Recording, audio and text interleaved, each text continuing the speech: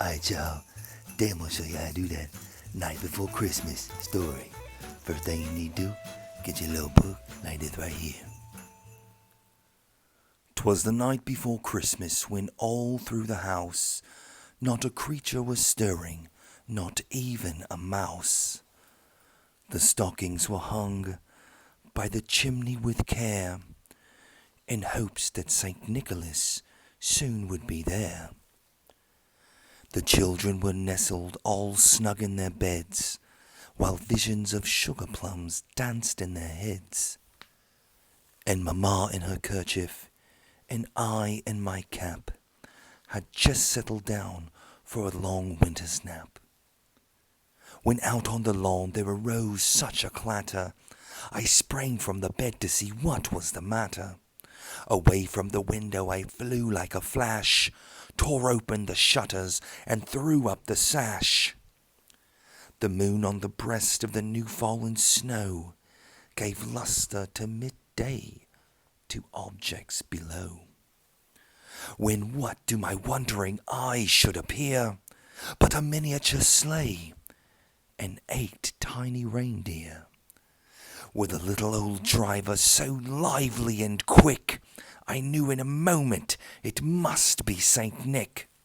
More rapid than eagles his coursers they came.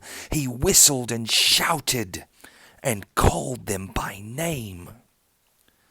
Now Dasher, now Dancer, now Prancer and Vixen, on Comet, on Cupid, on Donner and Blitzen. To the top of the porch, to the top of the wall. Now dash away, dash away, dash away all. As dry leaves that before the wild hurricane fly, when they meet with an obstacle mount to the sky, so up on the housetop the coursers they flew, with a sleigh full of toys and St. Nicholas too. And then in a twinkling I heard on the roof the prancing and pawing of each little hoof.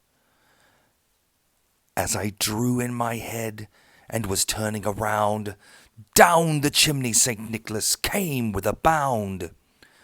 He was dressed all in fur from his head to his foot, and his clothes were all tarnished with ashes and soot. A bundle of toys he had flung on his back, and he looked like a peddler just opening his pack.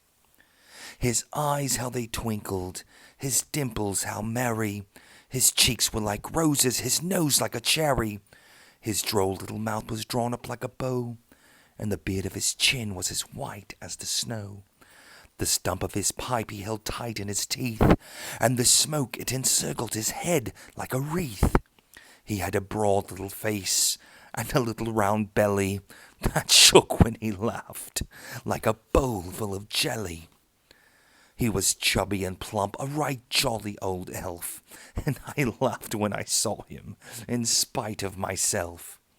A wink of his eye and a twist of his head soon gave me to know I had nothing to dread. He spoke not a word, but went straight to his work, and filled all the stockings, then turned with a jerk, and laying his finger aside of his nose, and giving a nod, up the chimney he rose. He sprang to his sleigh, to his team gave a whistle, and they all flew like the down on a thistle.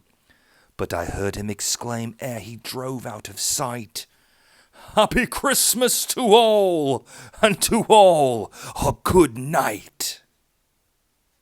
And there you go, that Christmas story looking book thing. Fantastic.